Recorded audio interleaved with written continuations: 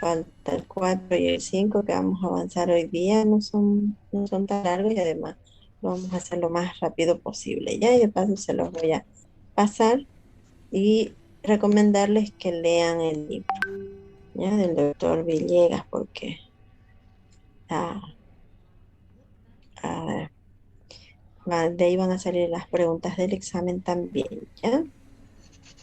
Entonces, vamos a ver el tema que tiene por título procedimiento, ¿ya? De la recogida y manipulación de las muestras para aislamiento, ¿ya? Entonces, eh, vamos a empezar diciendo que toda la información diagnóstica, en este caso en particular, vamos a hablar del laboratorio de microbiología, puede proporcionar, va a depender mucho de la calidad de la muestra que es recibida, ¿ya? Es por ello que una toma de muestra mal realizada, ¿sí? Nos va a dar erróneos, ¿sí? Y este resultado erróneo, pues nos va a dar como resultado y como consecuencia, pues el paciente no va a restablecer, ¿sí? Su cara, además muchos otros factores, ¿ya? Que inciden eh, en el tema de la estancia, por ejemplo, en los hospitales. Si hacemos un mal tratamiento, va a estar más tiempo, ¿sí? Se utilizan más recursos en ese paciente, ¿ya? Entonces, no existe ningún examen en el laboratorio que pueda mejorar los resultados de una muestra mal tomada. Entonces, es por eso que yo sé que ustedes no van a hacer la parte laboratorial, pero les, les informo esto, que ustedes vean la importancia que tiene el realizar una buena toma de la muestra. Es más, muchas veces a ustedes les va a tocar de repente hacer su provincia o de repente quedarse en alguna provincia trabajando, porque muchas veces se nos puede presentar la oportunidad. Entonces, en estos lugares nos toca hacer de todo. Entonces, es por eso que se lo hago conocer, ¿ya? Todo análisis en el laboratorio cuenta de tres fases o de tres procesos, ¿ya? La fase preanalítica, la fase analítica y la fase postanalítica, ¿ya? Entonces, ¿por qué se las menciono la preanalítica? Porque es lo que nosotros, ¿sí?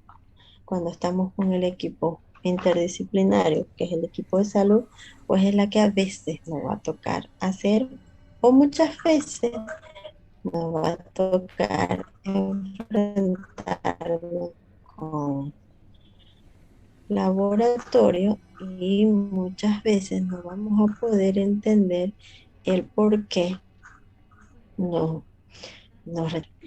Entonces, la fase preanalítica tiene varias etapas, desde la solicitud, la preparación del paciente, la toma de muestra, transporte, conservación, recepción de la muestra en el laboratorio y la conservación de esta muestra dentro del laboratorio eh, en una fase preanalítica, ¿ya?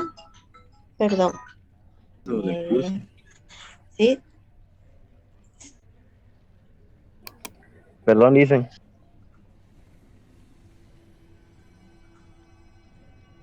Sigan. Entonces, el 90% o aproximadamente alrededor de los 90% de los errores se presentan en la fase preanalítica.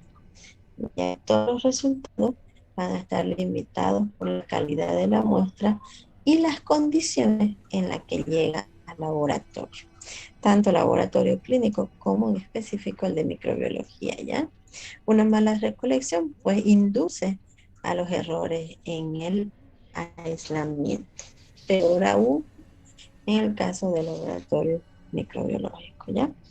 Entonces, vamos a ver algunos de los requisitos que debe tener la solicitud, ¿sí? Esta solicitud pues, debe ser llenada con letra legible, ¿sí? Para evitar confusiones con los pacientes. Debe contener el nombre completo del paciente, debe contener el número de historia clínica, la fecha de ingreso del paciente, el servicio en el que se encuentra internado, si estuviera internado, o caso contrario, si está en la emergencia o en la consulta externa. ¿Ya? Debe contener, tiene que tener el dato diagnóstico. ¿Por qué? Porque ese dato nos ayuda a nosotros, ¿sí?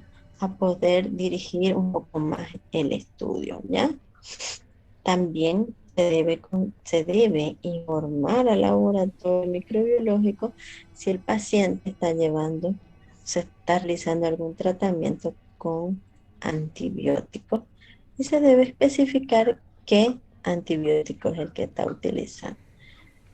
Y otro dato no menos importante es el nombre del médico, ¿ya? Porque muchas veces del médico que solicita ese examen de laboratorio, porque muchas veces es necesario comunicarnos con ellos para ir de microbiología si existe o no algún crecimiento. ¿Por qué? Porque los resultados de las muestras microbiológicas no son ni a las 2 horas ni a la hora, ¿sí? Tardan entre 48 y 72 horas. ¿Ya? Entonces, de aquí la importancia, uno va a ir a algunos lineamientos para ver si ese médico realiza un cambio de medicación, hace un rote de antibióticos. ¿Ya? Entonces, es para eso importante. Además, hay que señalar que de acuerdo a las normas que nosotros manejamos, al menos en la institución pública, ¿sí? Tenemos la ley SUS, por ejemplo, en el cual este documento, donde nosotros pedimos los laboratorios, ¿sí? Que se denomina, es el formulario de solicitud de 8, deben estar llenados, debe haber tachaduras de borrones, ya que se convierten en cheques al portador. ¿Ya? Entonces de ahí la importancia del correcto llenado de la solicitud. ¿Ya? ¿Qué más me estoy olvidando? Sí, aquí. ¿Ya? Es importante mencionar la edad del paciente, porque, por ejemplo, no es lo mismo la flora normal de un paciente adulto, ¿sí? En una orina, ¿sí? Que en un chiqui de 2 años, ¿sí? De 2 años. Entonces, es importante además la edad del paciente y el sexo. Por ejemplo, en el caso de las infecciones urinarias, en el sexo femenino son más recurrentes, o sea, se llevan más habituales, ¿ya? En el caso de varones son menos habituales. Entonces, estos datos nos ayudan a nosotros en el laboratorio, ¿ya? Para, no sé, pues hacerle una otra prueba más, que requiere de repente el médico tratante no lo toma en cuenta. Entonces, el otro punto es la preparación del paciente. Es importante, ¿sí? Presentarse ante el paciente o ante el familiar. eh, Se debe procurar que el paciente se sienta cómodo al momento de la toma de muestras. ¿Sí? Se desmayan tan solo por ver un poco de sangre o son muy sensibles. ¿Sí? Entonces es importante que se sienta cómodo porque ya nos ha pasado que el paciente se desmaya y cae sobre nosotros, ¿no? Entonces, por eso la importancia de esto. Hay pacientes que no resisten ver una aguja o no resisten ver una gota de sangre, ¿ya? Y eso también va a depender del tipo de muestras que se le va a tomar, ¿sí? Antes de la toma de muestras es voluntariamente obligatorio verificar la identidad del paciente. Tenemos que estar seguros que las muestras que estamos tomando son del paciente que indica la orden, ¿ya? Entonces, antes de eso, hay que explicarle al paciente qué es lo que vamos a hacer en la toma de, ¿sí? Y sobre todo verificar en qué condiciones está el paciente. Claro, siempre valorando el tipo de emergencia que tiene nuestro paciente. Dentro de las consideraciones de muestra, ¿ya? Entonces tenemos que las muestras deben ser tomadas del sitio real de la infección, ¿sí? La cantidad de la muestra debe ser suficiente, ¿sí? Se debe tomar en recipientes estériles, se debe tener la muestra para los cultivos antes de la administración de antibióticos. En un mundo ideal, esto es así, pero muchas veces en el mundo real no pasa de esta forma, ¿ya?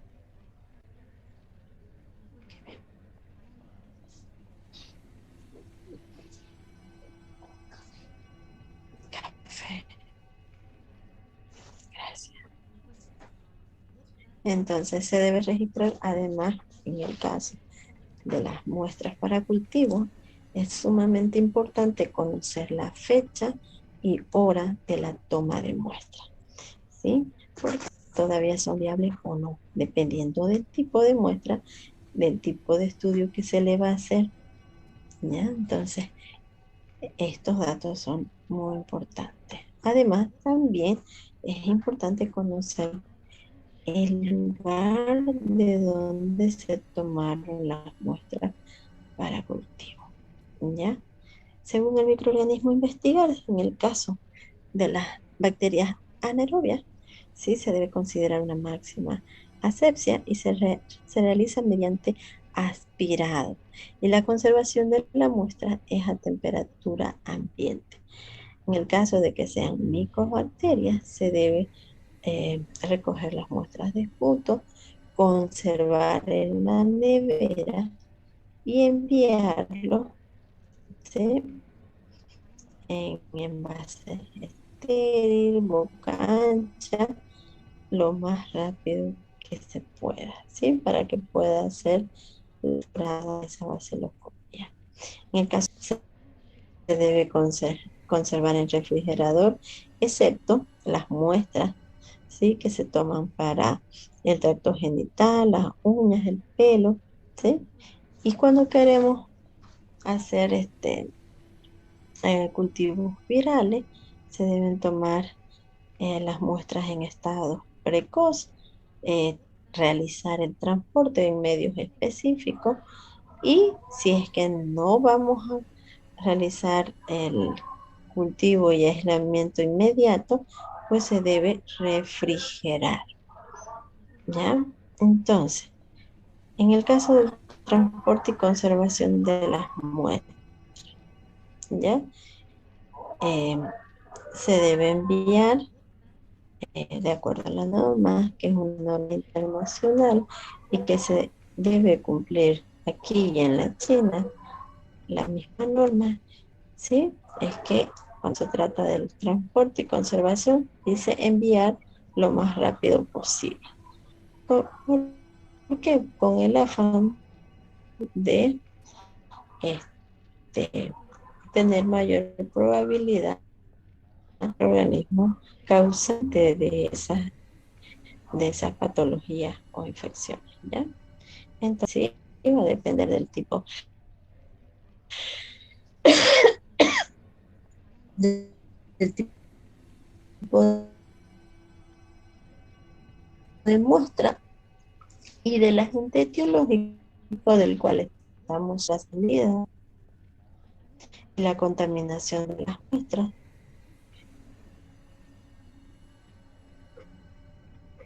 Y si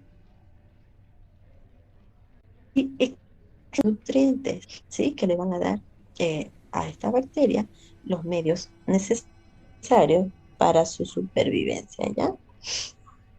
También hay que tomar en cuenta el tiempo de supervivencia de estos microorganismos, ¿sí? Y el paquete de envío de las muestras debe cumplir con los requisitos de etiquetado y señalización, tal y como lo establece aquí en esta fotografía la norma, ¿sí? en la que se utiliza triple envase. Luego, la recepción de las muestras. ¿Ya? Existen algunos motivos por el cual el laboratorio va a rechazar las muestras, ¿ya? Y dentro de esto, pues tenemos que las muestras que no están rotuladas, ¿sí? O están identificadas inapropiadamente, pues van a ser rechazadas. Precisamente, identificar si esa muestra es del paciente que pensamos, ¿ya? Las muestras derramadas también van a ser rechazadas, ¿ya? Las muestras que en las cuales hay algún borrón, tiene identificación inapropiada también. Las enviadas sin el medio de transporte que corresponde en el caso que las requiera también. ¿Por qué? Porque se supone que ya no están viables esos microorganismos, ¿ya? Las muestras duplicadas dentro de las 24 horas, ¿sí? Sin previa aclaración del motivo por el cual se está pidiendo un nuevo cultivo, en el caso de los cultivos, ¿sí? También tienen que estar justificadas. Las muestras recolectadas en tubos o frascos no vigentes. ¿A qué me refiero vigente? ¿Ya? A las fechas de vencimiento. Ya todos los medios de transporte, ¿sí? Tienen fecha de vencimiento. Entonces, si nosotros utilizamos estos medios de transporte con la fecha de vencimientos vencidos, tampoco se puede garantizar que ese microorganismo esté recibiendo los nutrientes necesarios. ¿Sí? Las muestras que rebasen el tiempo preanalítico, ¿sí? Pero, también es importante conocer los horarios de recepción de las muestras. Sí, existen algunas muestras que pueden estar hasta 24 horas refrigeradas, ¿sí? En la heladera hasta que se realice el sembrado en los medios de cultivo. Pero hay otras muestras que se debe realizar el sembrado lo más rápido posible, ¿ya? En el caso de la muestra sin rotular, les comento un caso que no, bueno, no es la primera vez, pero muchas veces pasa, donde el médico le hace una solicitud para un paciente A, ¿sí? Y en caja le facturan todas las pruebas de laboratorio a este paciente A, pero con el nombre de otro paciente. Entonces, ¿qué pasó? Le tomaron la muestra, ¿sí? El recepcionista no verificó esto, le tomaron la muestra a una paciente que el sistema de control de calidad no puede saber si fue el paciente A o el paciente B. Cuando viene a recoger la muestra, el resultado, entonces buscábamos los resultados de la paciente A, pero como fue facturado a otro nombre, no lo encontrábamos nunca. Hasta que buscamos las órdenes originales y nos encontramos que teníamos este tipo de problemas. Entonces, el control de calidad no puede liberar ese resultado porque nada nos asegura de que le hemos tomado la muestra a la persona correcta, ¿sí?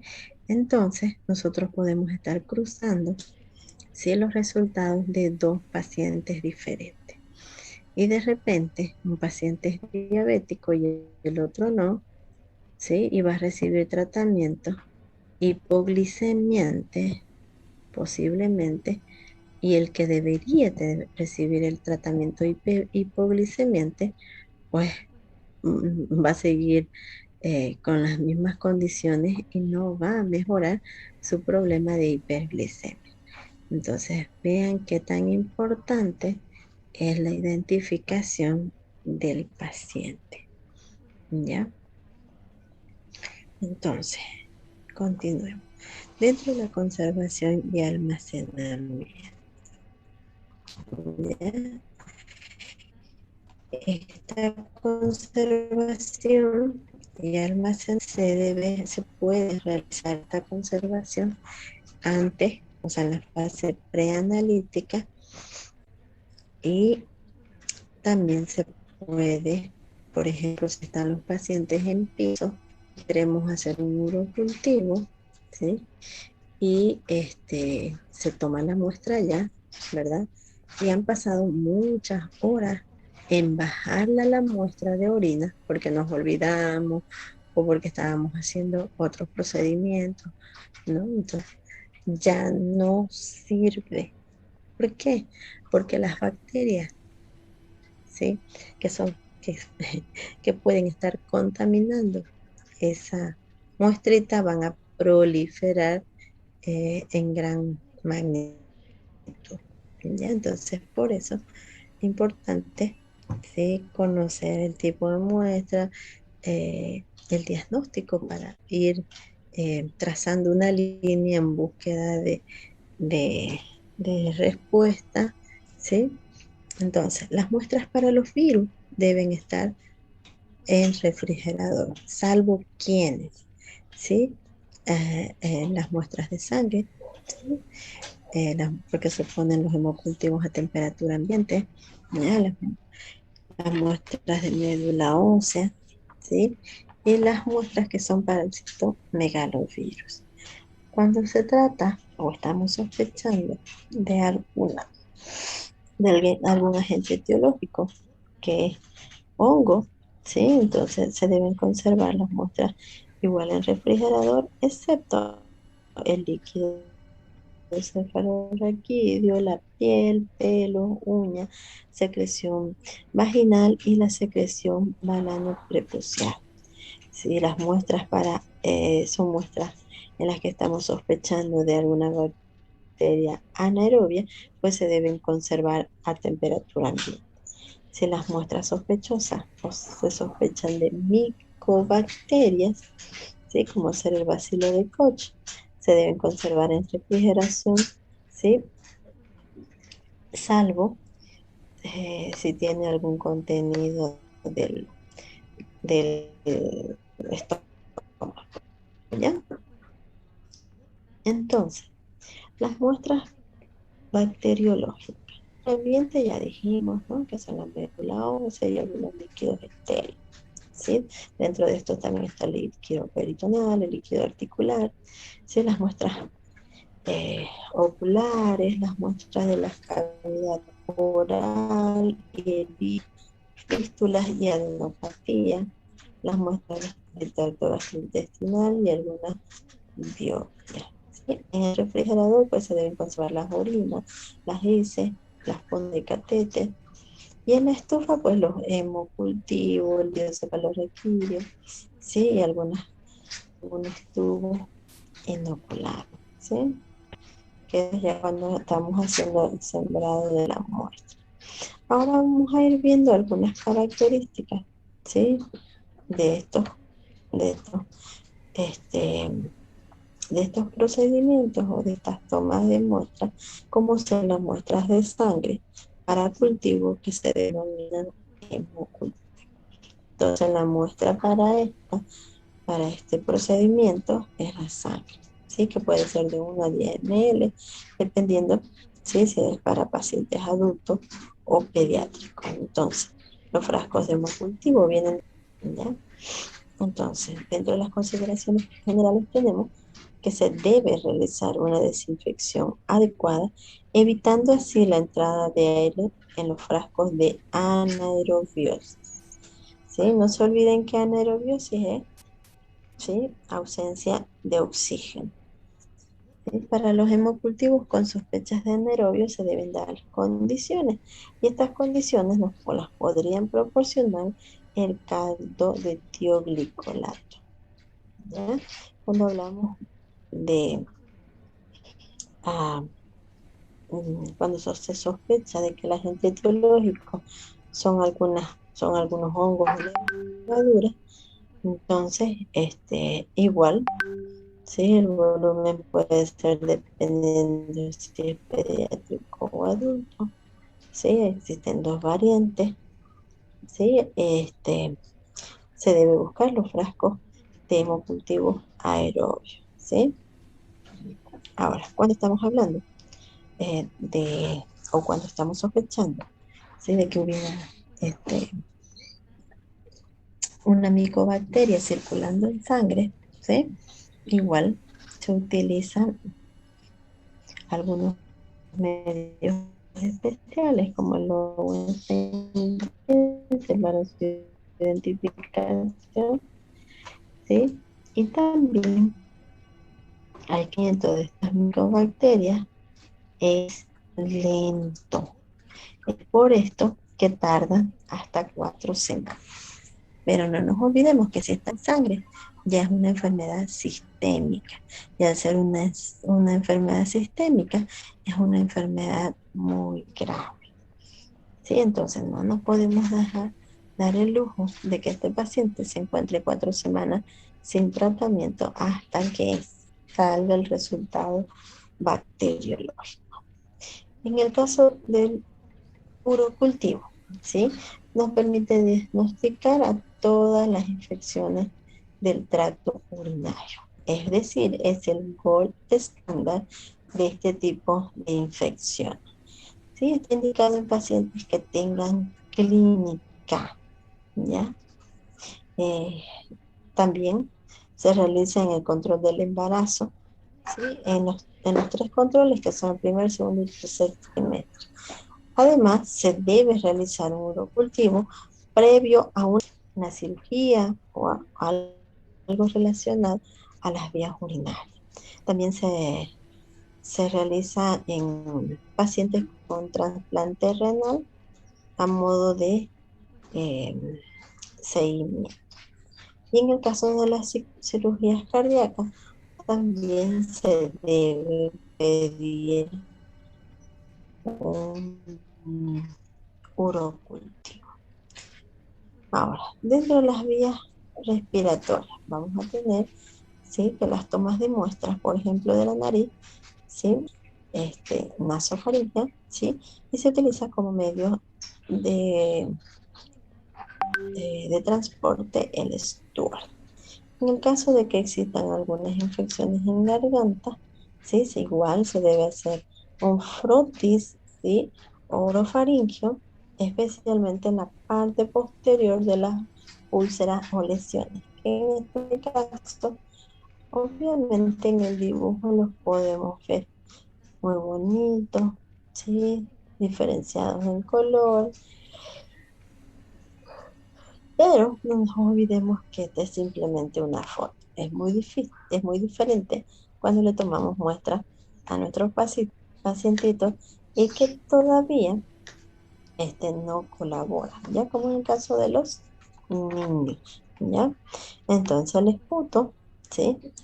Es una muestra en la cual mayormente vamos a buscar al bacilo de Koch, ¿ya?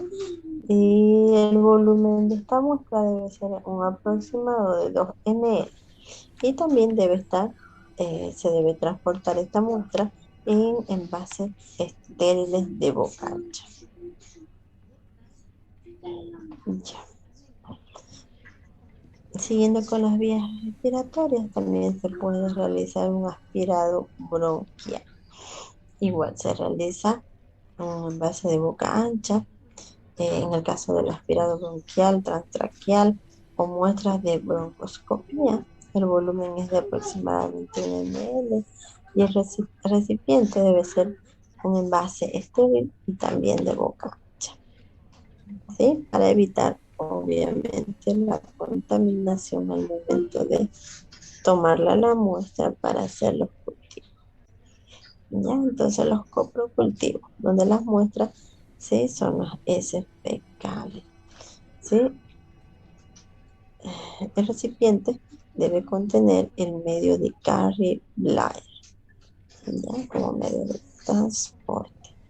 Dentro de las secreciones urogenitales, las muestras de secreciones vaginales, uretrales, de líquido prostático, ¿sí? Difieren en volumen de 1 a 3 ml, ¿sí?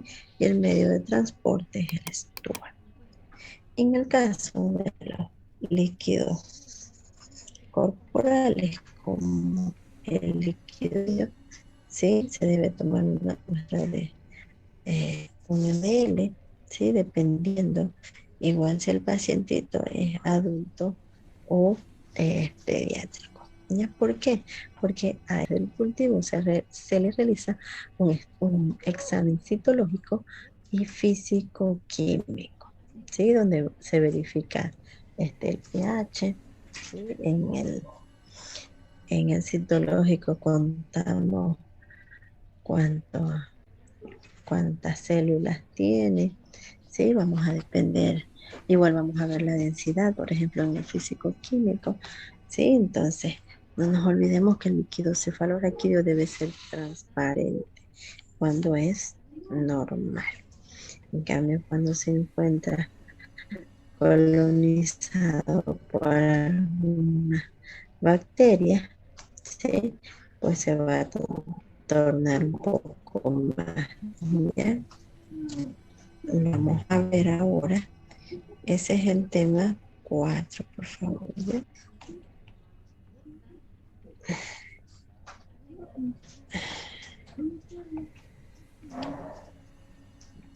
¿Ya? Entonces vamos a ver enfermedades inmunoprevenibles. ¿Ya? ¿Ya?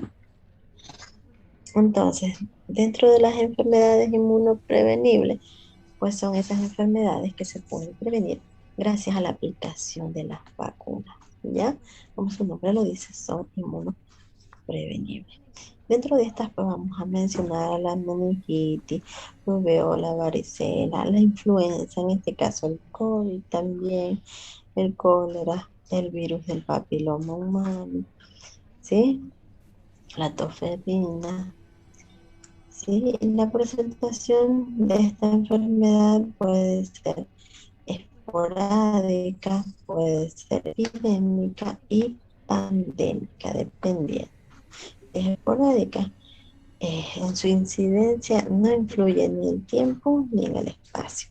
Si es endémica, la enfermedad se presenta con una incidencia continua en un determinado territorio y en un periodo de tiempo dado.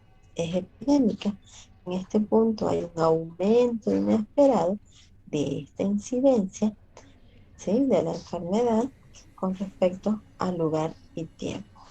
En el caso de la pandemia, pues es la extensión de una epidemia en gran parte del mundo, ¿ya? Entonces, la vacuna, ¿sí? Especialmente se la utiliza para disminuir estas enfermedades, ¿sí? Eh, para disminuir tanto la morbilidad como la mortalidad causada por las enfermedades infecto contagiosas, ¿ya? Y vale decir, ¿sí? Que obviamente en los niños es donde más vacunas tenemos, ¿sí? Estamos, eh, velamos bastante por el cumplimiento de las vacunas de los niños, ¿sí? Entonces, eh, también las vacunas son importantes cuando vamos a realizar algunos viajes, ¿ya? ¿Cuál es el objetivo de estas vacunas? ¿Sí? Evitar la importación y exportación de las enfermedades emergentes y reemergentes. Cuando nos referimos al término emergente, son las enfermedades conocidas que aparecen en algún área por primera vez o que presentan alguna manifestación desconocida. En el caso de las enfermedades reemergentes, son enfermedades controladas que además están desaparecidas, casi desaparecidas, pero vuelven a emerger, ¿ya? Entonces, ¿con cuánto tiempo de anticipación se debe realizar la vacuna en el caso de que queremos que nos proteja ante una posible enfermedad si vamos a viajar? Por lo menos, ¿sí? Entre 10 a 14 días. ¿Por qué? Porque es el tiempo que tarda nuestro sistema inmunológico en crear las defensas necesarias para combatir a este antígeno. Dicen, ¿Ya? disculpe, ¿Y por es qué que es se importante corta mucho, realizar la vacunación? Sí, se corta mucho, se corta bastante. pero se corta bastante. Sí, me salen unas señales de inestable, no sé por qué. A ver, Un poco de lo que intentemos, explica o nomás se no sé entiende. si quieren, ya. Si quieren lo podemos dejar para mañana. Si ustedes pueden, ¿no?